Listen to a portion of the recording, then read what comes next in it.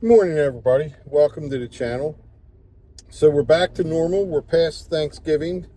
It's the Monday morning past Thanksgiving, and today I wanted to talk to you all about cherry picking.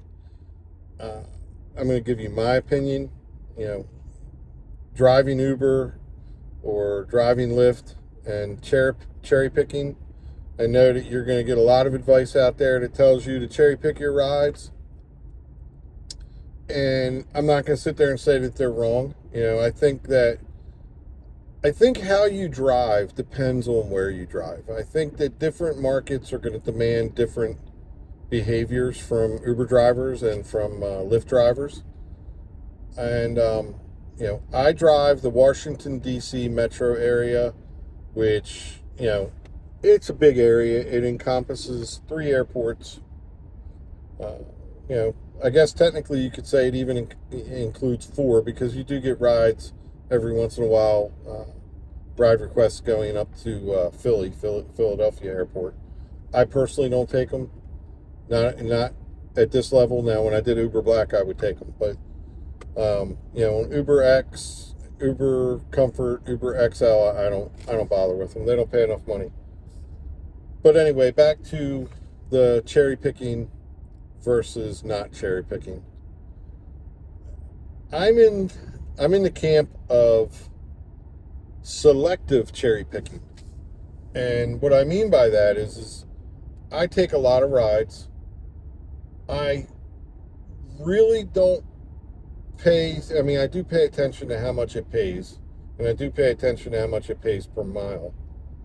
But I prioritize based on where it's going. I don't like to drive in certain areas. I don't want to drive in you know, if I get a ride going all the way up to like Baltimore City, I generally don't take it because I don't want to drive inside of Baltimore City. So that means I'm driving all the way back down here, down by to DC, in that area, without a ride, because chances are you're not going to get a ride. But within about a 10 mile, 12 at the very most, um, radius of where I live and drive, I would say probably 85% of those rides. And, even for example, let's say I was to get a ride going out to IAD or BWI Airport, one of those 2 rides. IAD is west. Um, they're about equal distance, between 25 and 30 miles, right around that mark. Um, you're almost always guaranteed a ride when you're dropping off at the airport. You're almost guaranteed a rematch.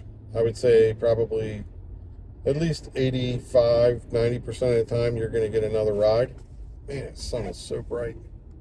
Um, you know, so those rides I generally will take.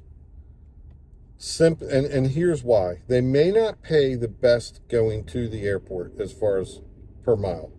I mean, sometimes I've seen Uber X requests right around, the lowest I've ever seen, and I didn't take it, was 50, I think it was like 58 cents a mile.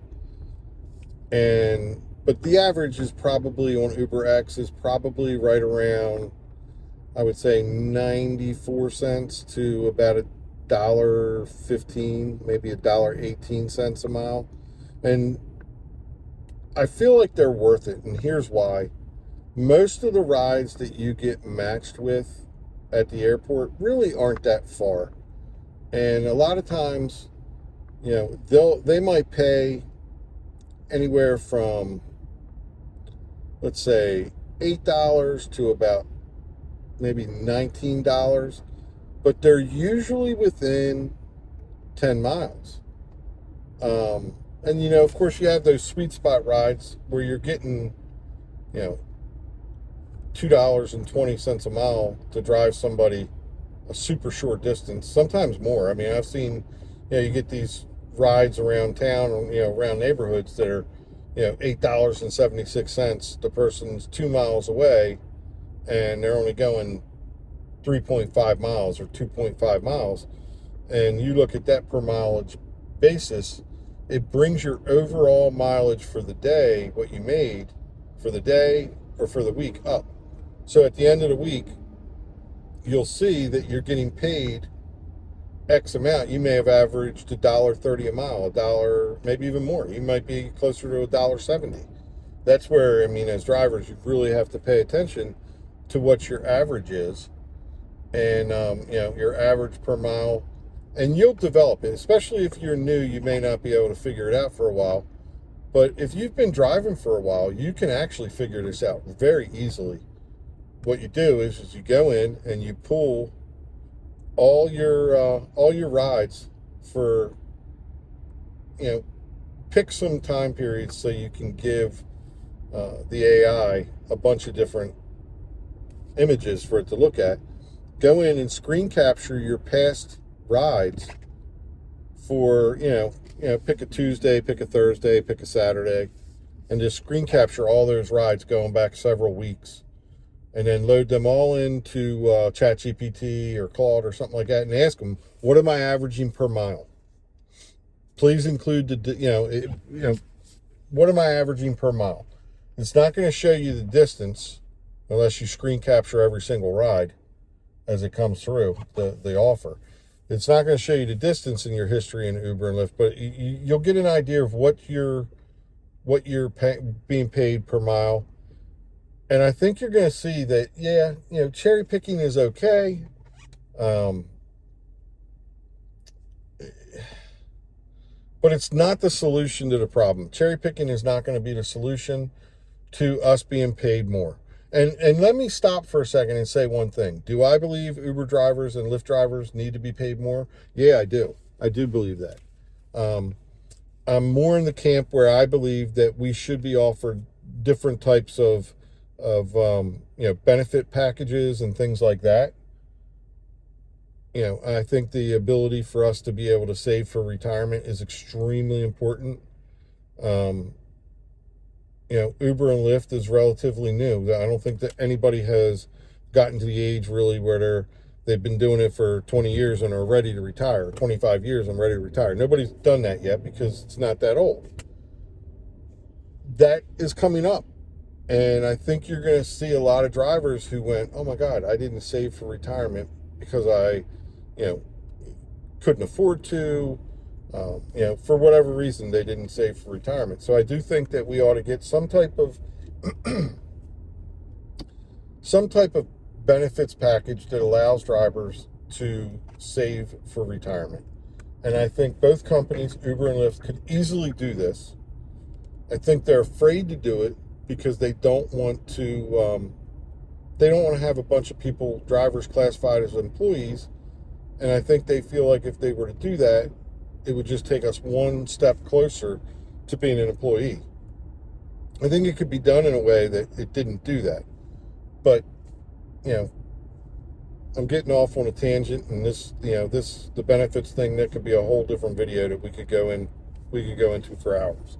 So I'm going to get back on track, and we're going to talk about cherry picking versus not cherry picking. I'm a selective cherry picker. I think within the 10-12 mile range, you should be taking almost every single ride. When it gets past that 10 to 12 miles and gets further out, 20, 25, 30 miles, you should definitely cherry pick. But I would cherry pick on where that ride is going to. And A, if you're willing to drive in that location, and B, how profitable that area might be. And as drivers, if you've been doing it a while, you've driven in all these areas, you know if they're going to, make money, if they're not going to make money. You know if you want to drive back from an area, or if you're willing to stay in an area for an hour or two and do, 4, 5, 6 rides in that area. At the end of the day, if you do that, it's going to bring your per mile basis, your per mile rate way up. In my experience, this is what I've noticed. It brings your per mile, what you're being paid per mile, way up. And overall for that week, it's going to bring it up too. And you're going to see that at the end of the day, you're going to make more money. You're out here driving Uber and Lyft. It makes no sense whatsoever to come out here and sit for hours on end and just decline rides over and over again. And if you think that Uber and Lyft is going to increase your pay because you didn't take a ride, that's a pipe dream. Every once in a while, I'll get a ride request. If it happens once a week, that's about it. I'll get a ride request that comes through and it's like, there ain't no way, I can't take that ride. And I decline it or I ignore it, and a couple minutes later the same ride comes through and it's more money. But even when it does that, it's not like it's coming through for $4 or $5 more. If I get a ride that I decline that's for, let's just say it's $9. The next time it comes through, if another driver doesn't take it, and Lord knows, there's a lot of drivers out here. Lord knows, and a lot of them will drive for very, very cheaply. If it comes back through to me and Uber or Lyft has added 40 cents to it, that's a lot. They're not going to add much more than about 20 to 40 cents in my experience. And you know what? You can't even buy a cup of coffee with 20 cents, 40 cents. So what are you doing out here? If you're declining most rides, why are you even out here? You're not doing yourself any good. You're not going to make any money, and you're going to feel distraught and sad because you're thinking, oh my gosh, why am I out here? I need to find another job. I need to do this. When the truth is if you just took more rides, I think you would be doing better. So my advice to people is to try selective cherry picking and stick to those, 10 to 12 miles on most rides, except almost every single one of them. I do. And then from 12 to 30, be very selective as to what you take and pay attention to where it's going. So go ahead and give it a try. Let me know how it works for you. I'd love to hear if, the way I drive works for other people. I hope it does. I want everybody to make as much money as they can. And if you could subscribe to the channel, I'd appreciate it. It helps me out a lot. And I'll see y'all in the next video. Thanks.